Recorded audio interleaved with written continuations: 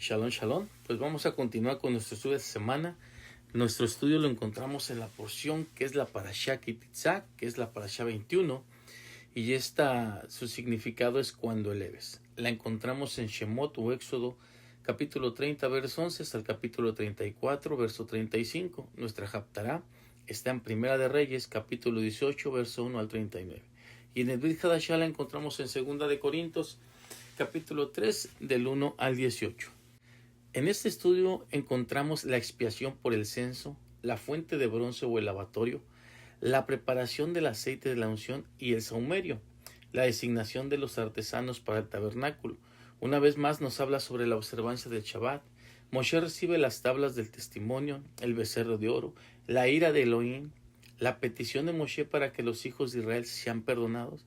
Moshe desciende con las tablas y al ver el becerro deja caer las tablas, la destrucción del becerro de oro y la ejecución de los idólatras. Moshe regresa al monte para rogar por el perdón. El movimiento de la tienda de Moshe fuera del campamento. Moshe pide el máximo conocimiento espiritual al querer ver la gloria del Eterno. Las segundas tablas del testimonio, los 13 atributos de misericordia, el resplandor del rostro de Moshe, entre más temas con gran sabiduría a la luz de la Torah. Nuestro tema lo hemos subtitulado El despertar de la identidad. Nuestro shur comienza narrando lo siguiente.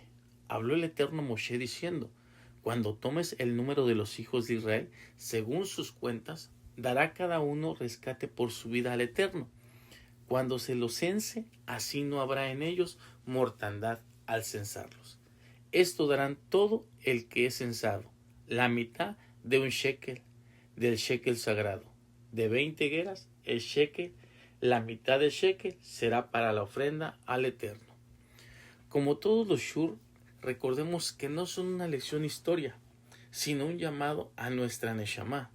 En este día, no solo leeremos una porción, hoy vamos a levantar nuestra cabeza, Ki-Tisa. En la perspectiva hebrea, levantar la cabeza no es un acto de orgullo, sino de reconocimiento, reconocer que pertenecemos al Creador del universo y que Él mismo nos está contando uno por uno, porque somos su más tesoro preciado. El Talmud nos enseña que el cuestionamiento es la llave del entendimiento, y esto nos lleva a la primera pregunta. ¿Por qué el Eterno pide un censo justo después de darnos la Torah? Se nos enseña que el Eterno no cuenta cuerpos, cuenta las almas. En Ki-Tisa, el medio shekel nos enseña que para estar completos ante el Creador, necesitamos reconocer nuestra parte en el cuerpo de Israel y nuestra dependencia del Mashiach. Nuestra kavaná, nuestra intención en este estudio es la que nos narra el libro de Lucas en el capítulo 15. Buscar a la oveja perdida que se siente fragmentada, así como las primeras tablas. Vamos a estudiar para entender que aunque las tablas se rompieron por el pecado del becerro de oro, la misericordia de Hashem es experta en escribir su ley de nuevo, pero esta vez directamente en nuestros corazones. Así que bendito es el Eterno que nos dio a Yeshua como el buen pastor, para que ninguna oveja de la casa de Israel se pierda en el desierto de la confusión, y que abran nuestros ojos espirituales para ver las maravillas que se encuentran a la luz de la Torah. Amén y amén. Número 1. El medio shekel. Veamos desde una perspectiva hebrea el censo y el rescate del alma. La porción inicia con el mandamiento de levantar la cabeza, Ki-Tisa, de los hijos de Israel, mediante el medio shekel. El rico no daba más ni el pobre daba menos, como nos lo menciona en Shemot 30:15. Esto nos enseña que en el proceso del retorno de la Teshuvah, por medio del arrepentimiento, cada alma tiene el mismo valor. Ni el rico vale más ni el pobre vale menos. Somos igual ante Adonai. Con relación al medio shekel, los sabios explican que nadie es una unidad completa por sí solo. Necesitamos de Hashem para alcanzar la plenitud total. El Midrash Tanjumá relata que cuando el Eterno le pidió a Moshe que hiciera un censo, Moshe se quedó perplejo. Se preguntaba, ¿cómo puede un ser humano dar un rescate por su alma? Los sabios dicen que el Eterno sacó una moneda del fuego debajo de su trono de gloria y se la mostró a Moshe, diciendo: esto es lo que darán. El fuego simboliza la pasión y el entusiasmo. El texto rabínico nos enseña que el valor no está en el metal, sino realmente en el fuego, esa intención con la que Israel se entrega a Kadosh Baruj Hu. Para el temeroso de Hashem, se nos enseña que no importa cuán poco sientas que tienes para ofrecer, si lo das con el fuego, la intención del arrepentimiento genuino, que en hebreo es hacer teshuvah, lo que des se vuelve una ofrenda celestial. Ahora, ¿por qué medio y no un shekel completo? Esta es la enseñanza más poderosa para la unidad del pueblo. El Rabbi Rashi y otros comentaristas destacan que nadie podía dar un shekel completo, ya que el medio shekel enseña que un judío por sí solo es solo una mitad, y para formar una unidad sagrada se necesita conectarse con alguien más, que podría ser el prójimo. Pero aquí está algo muy interesante a la luz de la Torah. Para la oveja perdida, esto significa que su ausencia se siente en el pueblo elegido de Adonai. Sin él, el shekel del pueblo de Israel está incompleto. El retorno no es solo para su beneficio personal, sino para completar la unidad espiritual de todo el cuerpo temeroso de Hashem. En nuestro estudio, la Torah no dice cuenta a los hijos de Israel, sino kititzá, que literalmente significa cuando levantes la cabeza. El pensamiento rabínico enseña que contar personas por número puede atraer el mal de ojo o las plagas, porque reduce a un ser infinito a un número finito. Al dar la moneda, el censo se hacía contando las monedas, no directamente a las personas. Hashem no nos ve como un número o una estadística de pecadores o perdidos. Él nos eleva la cabeza a través de nuestra contribución, ¿sí? Cuando contribuimos al reino. Al dar el medio shekel, nuestra voluntad de retornar al Elohim de Israel deja de ser un número y nos convertimos en una ofrenda elevada, que en hebreo se dice terumá. En el Brit Hadashah, en el libro de Mateo, capítulo 17, verso 24 al 27, vemos a Yeshua pagando el impuesto del templo, el medio shekel. Si el medio shekel representa nuestra insuficiencia humana, Yeshua es la otra mitad que completa nuestra redención. Aunque la moneda era de plata, simbolizaba el rescate del alma. Pedro 1, capítulo 1, 18-19, nos dice lo siguiente: sabiendo que fuiste rescatado de nuestra vana manera de vivir, que nuestros padres nos legaron, no con cosas corruptibles, como la plata o el oro, sino con la sangre preciosa de Mashiach, como de un cordero sin mancha y sin defecto. El medio shekel es la invitación a dejar de intentar ser autosuficientes, lejos de la compañía de Hashem y del prójimo. Es reconocer que tu voluntad se activa cuando tú te unes al cuerpo de Israel y permites que por los méritos de Mashiach completes la otra mitad de tu vida. Ahora, vayamos al evento del becerro de oro. Este episodio es el mayor alejamiento espiritual tras la revelación en el Sinaí. Aunque en el Talmud Babli, en el apartado de Sanedrín 44a, nos cita una famosa frase que dice: Israel, aunque haya pecado, sigue siendo Israel. Uno de los sabios de la Torah, esta frase la deduce del versículo en Josué 7:11, que dice: Israel ha pecado, señalando que Hashem lo sigue llamando Israel a pesar de la transgresión, porque existe algo tan poderoso que es la teshuvah, el retorno o el arrepentimiento. Si el pecado pudiera borrar la identidad de Israel, no habría dónde volver. La teshuvah es posible precisamente porque la chispa esencial y el estatus de hijo de Hashem permanecen intactos, permitiendo al temeroso de Hashem restaurar esa conexión vibrante con el Eterno. El Talmud ilustra esto con una parábola. Un mirto, que es una planta aromática que crece entre espinos, sigue siendo un mirto. Y la gente lo llama así.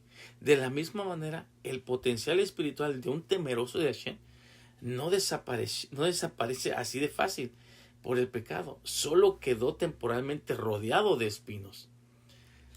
Según el Musar, la ética judía nos enseña que el proceso de la caída del pecado no ocurre de un instante, sino que sigue una progresión muy específica que comienza efectivamente en lo exterior para luego conquistar el interior. Existe un ciclo donde se relacionan ojos, corazón y acción.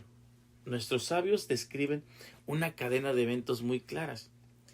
El comentarista Rashi nos dice que el ojo ve, el corazón desea y el cuerpo ejecuta la acción. Este comentario lo basa en el pasuk de Números 15:39, donde nos cita lo siguiente: y serán para ustedes tzitzit, y los verán, y recordarán todos los mandamientos de Hashem, y los harán, y no explorarán tras sus corazones y sus ojos, en pos de los cuales se descarrían. El pecado comienza con un estímulo visual o sensorial. Es algo que está ahí, fuera de uno. En Kitizá, el pueblo vio que Moshe tardaba en bajar. Esa percepción externa fue el detonante. Una vez que la imagen entra, el Yetzer Hará, la inclinación al mal, comienza a racionalizarla. El deseo ya no es externo, ahora es una emoción interna que finalmente llega a la acción. Cuando la persona actúa, el pecado se materializa. El Talmud explica que el pecado tiene una naturaleza transformadora sobre la psique humana. Uno es el invitado. Al principio, el pecado es como un extraño que pasa por la calle. No lo conoces, no le hablas. 2. El huésped. Si lo dejas entrar, se sienta en tu mesa. 3. El dueño de la casa. Eventualmente el pecado toma el control de todo donde él se encuentre. Cuando una persona comete una transgresión y la repite, ocurre algo peligroso.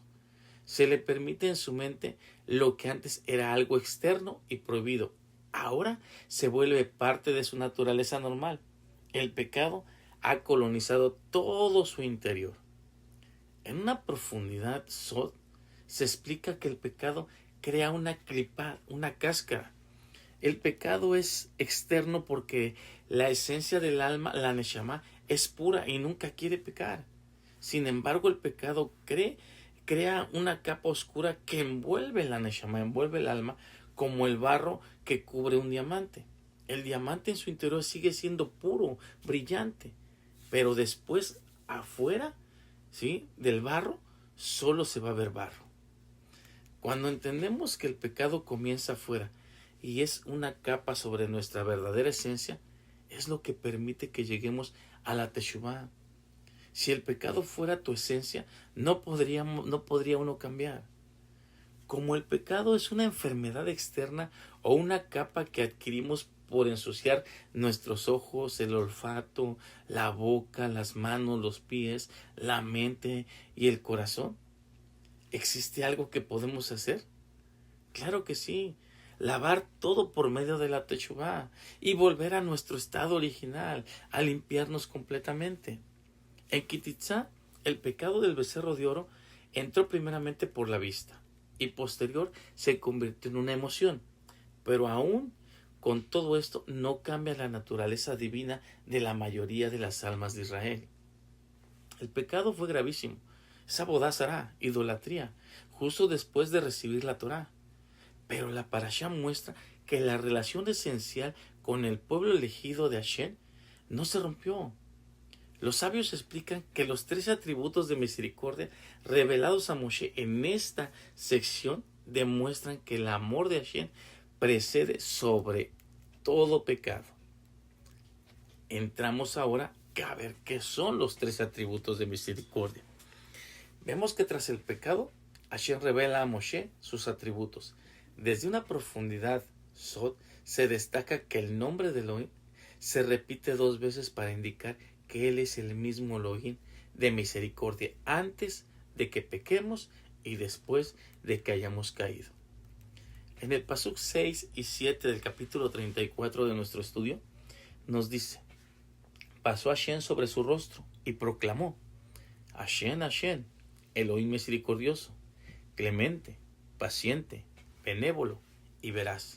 Guarda el favor para miles, soporta la iniquidad, el delito y el pecado, y limpia al arrepentido.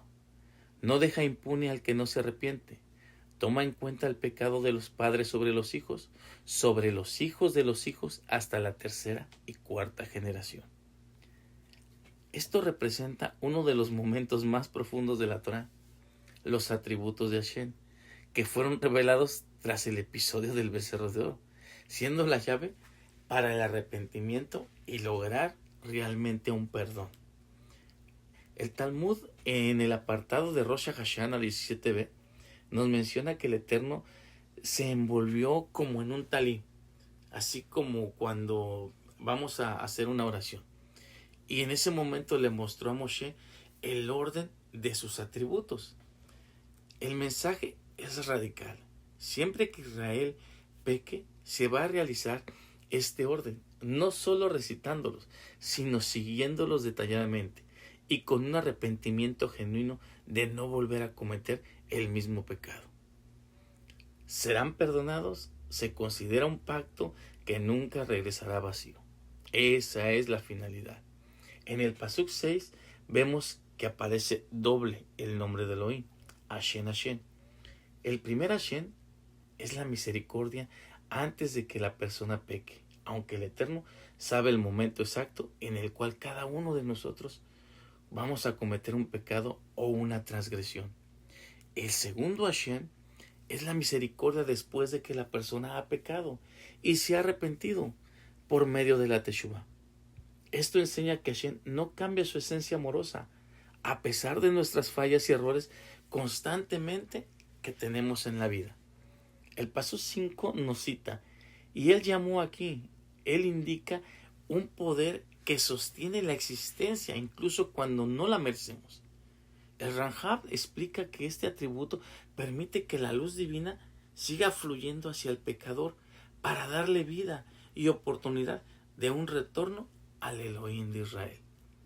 La palabra Erech Apanim, que se traduce como paciente, literalmente significa nariz larga y se nos enseña como una metáfora de enfriar la ira.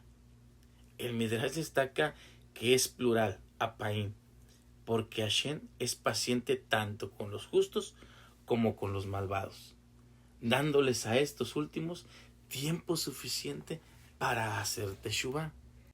En la profundidad de la Torá, la idea de que el Eterno actúa de forma igual con justos y malvados se entiende bajo el concepto de una bondad universal o una gracia común. En Mateo 5:45 podemos ver sobre el sol y la lluvia. Este es el texto más directo sobre la imparcialidad de la providencia física del Eterno, mencionándonos que Él hace salir el sol sobre malos y buenos y hace llover sobre justos e injustos. Este texto enseña que las leyes de la naturaleza y el sustento básico no se retiran por el pecado, permitiendo que el malvado tenga esa gran oportunidad de hacer teshuvá, de arrepentirse. En los escritos rabínicos como el Midrash y el Talmud explican que Hashem es paciente con el malvado para darle el tiempo a cambiar, y paciente con el justo para que no pierda su recompensa si llegase a cometer un error. En Ezequiel 18:30-32 nos dice: por eso a cada uno según sus caminos juzgaré a ustedes, oh casa de Israel, dice Adonai, el Eterno. Retornen y hagan retornar a otros de todos sus delitos, y no serán para ustedes un tropiezo de iniquidad. Arrojen de sobre ustedes a todos sus delitos que han transgredido en ellos. Háganse de un nuevo corazón y un nuevo espíritu, pues porque ha de morir la casa de Israel, porque no deseo la muerte de quien muere por su pecado, dice Adonai el Eterno, sino que retornen y vivan. En Devarim o Deuteronomio 32:4 nos habla de una justicia imparcial. Nos menciona que todos sus caminos son justicia, que es un Elohim fiel, sin iniquidad, recto y justo es Él. Esto implica que Hashem no tiene favoritismo en el juicio. Aplica la misma vara de justicia tanto al justo que tropieza como al malvado que anda en iniquidad. Porque la misericordia de Hashem siempre busca la redención. Otro de los atributos es que guarda la bondad para miles. Los sabios explican que el mérito de una buena acción se conserva por 2000 generaciones, mientras que el castigo por el pecado solo se extiende hasta la cuarta generación. La expresión guarda la bondad para miles de generaciones nos muestra que la proporción de la bondad de Hashem es 500 veces mayor que su rigor. Ahora, limpia mas no limpia. Este es el atributo más complejo. El Talmud explica que la aparente contradicción, la Torah dice, y limpia mas no limpia de todo. Hashem limpia a quienes se arrepienten, pero no limpia, es decir, que mantiene la consecuencia. Aunque no busca retornar ni cambiar, la misericordia no es impunidad, sino un camino de rectificación completa. Cuando el pueblo estaba en su nivel más bajo de espiritualidad, Hashem reveló estos atributos que no son solo una lista, sino una garantía de la restauración. El Eterno es compasivo antes de que la persona peque, pero también después de que ha pecado. Para la oveja perdida como temerosos de Hashem, esto significa que el Eterno no nos ve por los errores, sino por nuestra esencia, que está siendo restaurada día con día. Baruch Hashem, que contamos con un Elohim que siente el dolor de su pueblo y otorga gracia incluso a quienes no la merecemos. Ahora, en nuestro estudio vemos la intercesión de Moshe.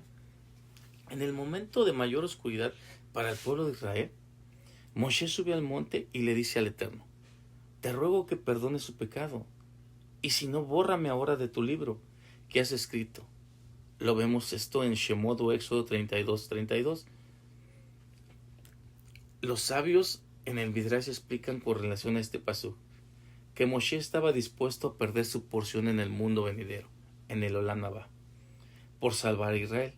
Este acto de amor se llama Meshirut Nefesh, entrega del alma. La Meshirut Nefesh aquí no fue solo un acto de valentía, sino de unidad. Moshe no se vio a sí mismo como un individuo santo, separado de un pueblo pecador.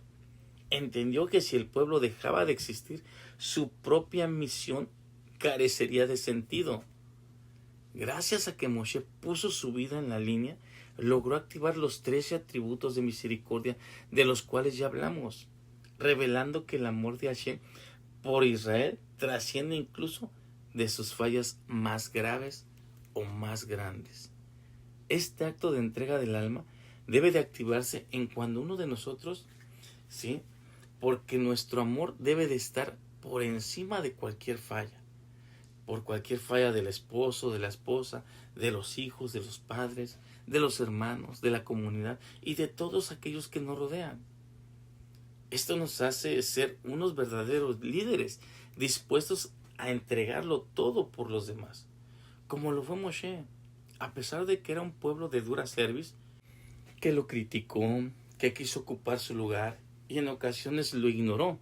Esto no fue un motivo para pagarles mal con mal. Por el contrario, le clamó al Eterno por un perdón general del pueblo. Mientras Moshe ofreció su nombre para que fuera borrado del libro, Yeshua ofreció su vida física y espiritual, como nos los dice Hebreos 7:25, por lo cual puede también salvar perpetuamente a los que por él se acercan al Eterno, viviendo siempre para interceder por ellos. Podemos ver que Yeshua HaMashiach constantemente está interviniendo por nosotros, asegurándonos la salvación de todo aquel temeroso de Hashem y creyente en Yeshua como Mashiach. Las segundas tablas. En el pasuk 1 del capítulo 34 encontramos lo siguiente. Dijo Hashem a Moshe: Labra 2 tablas de piedra como las primeras, y escribe sobre las tablas las palabras que estaban sobre las primeras tablas que quebraste. Aprendemos que las primeras tablas fue obra divina, y las segundas tablas fue una obra humana, con escritura divina. A diferencia de las primeras, que fueron obra directa del Eterno tanto en el material como en la escritura, mencionadas en Éxodo 32:16, las segundas tablas requirieron que Moshe tallara la piedra con sus propias fuerzas. Desde una perspectiva a la luz de la Torá, este evento revela secretos sobre la rectificación de la creación y el poder del arrepentimiento, el poder de la Teshuvá. Se nos enseñan, tras el pecado del becerro de oro, que el nivel espiritual del pueblo cayó tan bajo que ya no podía recibir ni una sola revelación descendida del cielo. Recordemos que la Torá oral nos explica que los hijos de Israel descendieron a los 49 niveles de impureza durante su estancia en Egipto. Los sabios enseñan que el nivel 50 representa un estado de impureza irreversible, del cual no hay retorno por mérito propio. Israel llegó al nivel 49, de haber permanecido un momento más, habrían caído al nivel 50 y se habrían perdido para siempre. Por esta razón Hashem tuvo que sacarlos de Egipto con mano fuerte y con prisa. Esta degradación espiritual es la razón por la que contamos los 49 días del Omer, ¿sí? Después de Pesach, para llegar a Shavuot, la entrega de la Torá. Cada día de la cuenta del Omer corresponde a la salida de uno de esos 49 niveles de impureza y la entrada en uno de los 49 niveles de santidad. Solo tras limpiar estas 49 capas del alma, el pueblo estuvo listo para recibir la Torá en el día 50, que representa la conexión con la puerta de la sabiduría, con Binah. A la luz de la Torá, el pecado del becerro de oro, del cual habla nuestro estudio, se ve como una recaída momentánea hacia esos niveles de impureza. Pero se cree que parte del pueblo sí llegó a este nivel 50 de impureza. Tanto que la Torá nos cita en el Pasuk 9:10 del capítulo 32 lo siguiente. Dijo Hashem a Moshe: he visto a este pueblo, he aquí que es un pueblo duro de cerviz. Y ahora déjame, ya, permíteme que mi ira se encienda contra ellos. Los aniquilaré y haré de ti una gran nación.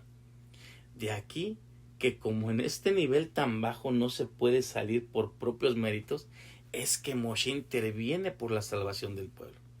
Y encontramos estas plegarias en los Pasuk 11 y 13 de nuestro Shur. Así como el Eterno sacó al pueblo del nivel 49 en Egipto, la súplica de Moshe y el tallado de las segundas tablas sirvieron para rescatarlos de esa impureza y de la desconexión espiritual tras el becerro de oro.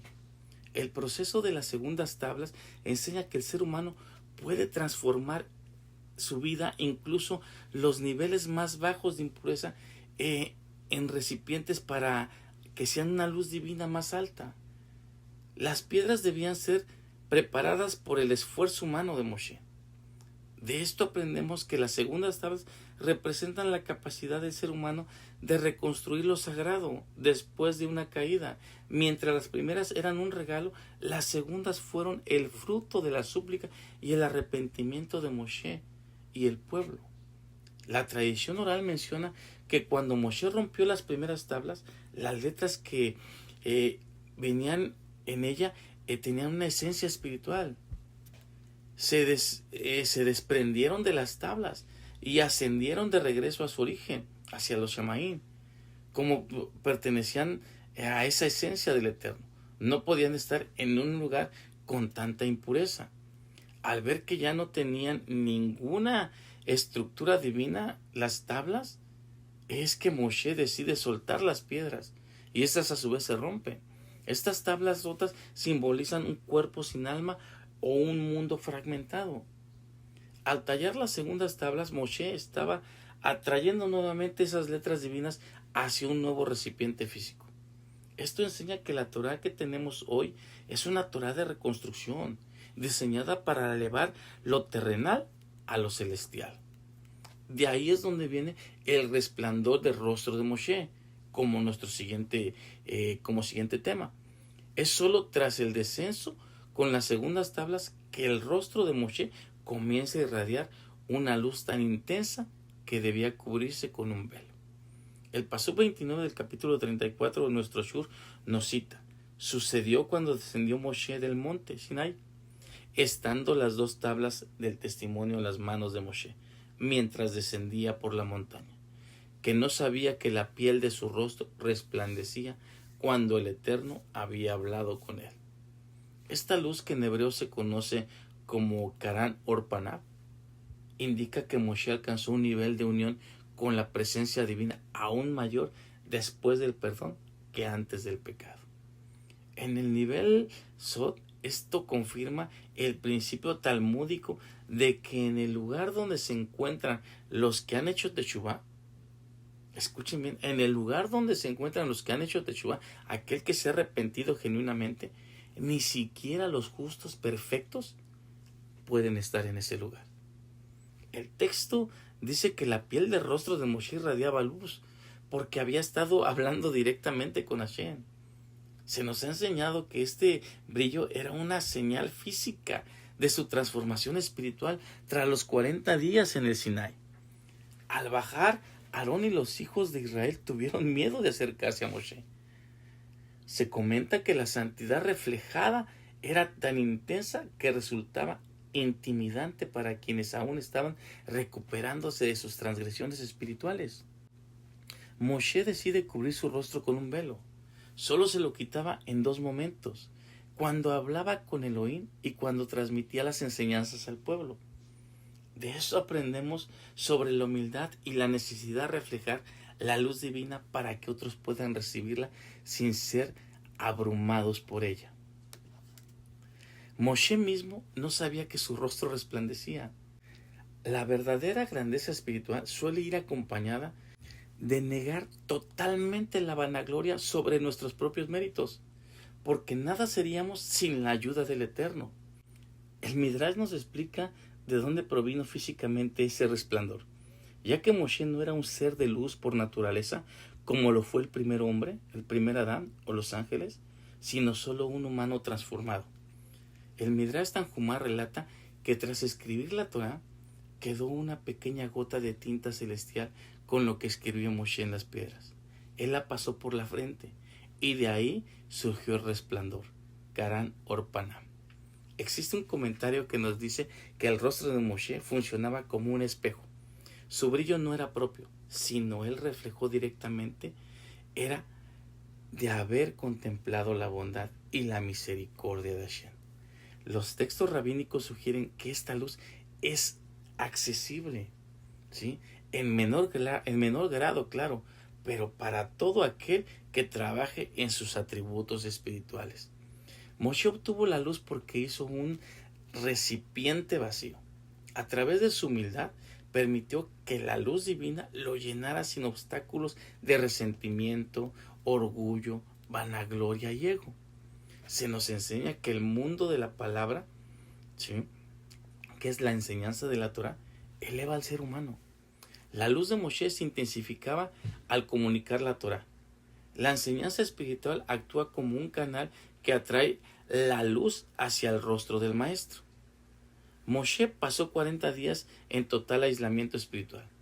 La Torah oral enfatiza que para que el alma brille, el cuerpo y sus deseos materiales deben ser refinados mediante la oración y el enfoque absoluto hacia la presencia divina. El velo no solo protegía al pueblo, sino que representaba un concepto espiritual profundo. Moshe comprendió que la luz pura puede cegar. Para ayudar a otros debemos aprender a comentar o adaptar los conceptos espirituales profundos para que sean comprensibles y no tan resplandecientes o abrumadores para quienes nos están escuchando. Según comentarios, Moshe se quitaba el velo al hablar con Hashem, enseñándonos que ante el Creador debemos presentarnos sin ninguna máscara que nos cubra, ¿sí?, ni pretensiones. Tenemos que presentarnos en total transparencia. Ahora, para finalizar, un detalle fundamental en el estudio de la Torah es que según el Talmud, tanto las segundas tablas como las fragmentadas se guardaron juntas en el arca de la alianza. Esto simboliza que nuestras fallas y errores pasados no se descartan, sino que forman parte de nuestro santuario interior. Una vez que han sido rectificados, la santidad reside tanto en la perfección lograda como en la lección aprendida de esos errores. Nuestro estudio de Kitizá nos muestra que el segundo par de tablas, las que Moshe talló tras el perdón, eran más valiosas que las primeras, porque representaban un amor aprobado por el perdón. Moshe tuvo que bajar con el rostro resplandeciente para que el pueblo viera la gloria del Eterno. Así también cuando una oveja regresa a través de Yeshua, su vida comienza a reflejar una luz que antes no conocía. Así como Moshe se ofreció ser borrado del libro de la vida por amor al pueblo, Yeshua, como el libertador mayor, entregó su vida para que la casa de Israel fuera restaurada y la oveja dispersa volviera a redil. Se nos recuerda que hay más gozo en el cielo por una sola oveja que regresa que por 99 que no se han extraviado. Si hoy nos sentimos alejados de la presencia divina, recuerda que las tablas se rompieron, pero fueron renovadas. Ese becerro de oro en nuestras vidas no es el final de nuestra historia. Los atributos de misericordia siguen activos hasta el día de hoy para invitarnos a retornar al Elohim de Israel. Mantengámonos en emuná, en fe y en humildad. La oveja perdida no necesita juicio, necesita el resplandor del rostro de quienes han estado en la presencia de Hashem, como el rostro de Moshe al bajar del monte. Esto nos enseña que el propósito de toda la Torah, los preceptos, el arrepentimiento y el esfuerzo, es limpiar nuestra carne hasta que el alma sea transparente, que la luz del Eterno pueda brillar a través de cada uno de nosotros. Kitizá nos enseña que incluso después de la peor caída, la intercesión sincera y el trabajo en nuestros atributos pueden llevarnos a un nivel de luz más alto que el que teníamos anteriormente antes de cometer los errores. Esto es realmente Kitizá. Vamos a finalizar con una oración para que Hashem tome el control en este día de cada uno de nosotros. Padre Celestial, Rey de Misericordia, hoy nos presentamos ante ti como aquel medio shekel, reconociendo con humildad que estamos incompletos, que nos necesitamos unos a otros y que sobre todo te necesitamos a ti para tener ese propósito en nuestras vidas. Te pedimos perdón por nuestros propios errores, esos momentos en que el miedo o la impaciencia nos hicieron buscar seguridad en lo material, olvidando tu presencia invisible pero eterna. Gracias por levantar intercesores que no se rinden por nosotros, y gracias porque tu amor es más grande que nuestra caída. Hoy abrazamos esos 13 atributos de misericordia. Nos aferramos a la promesa de que eres compasivo, clemente, lento para la ira y grande en amor. Que al igual que las segundas tablas podemos reconstruir lo que se rompió en nuestras vidas, sabiendo que con tu ayuda lo restaurado puede ser incluso más sagrado que el original. Permítenos, Eterno, que al salir de este estudio nuestro rostro también refleje algo de tu luz, que no sea un brillo de orgullo, sino el resplandor de haber estado en tu presencia, que quienes nos rodeen sientan paz, consuelo y esperanza, porque llevamos con nosotros tu perdón y tu verdad. Amén y amén. Baruch Hashem. Que el Eterno bendiga sus vidas, esperando que este estudio de Kitizá haya sido de bendición para cada uno de ustedes. Nos vemos en el próximo Shur. Shabbat Shalom.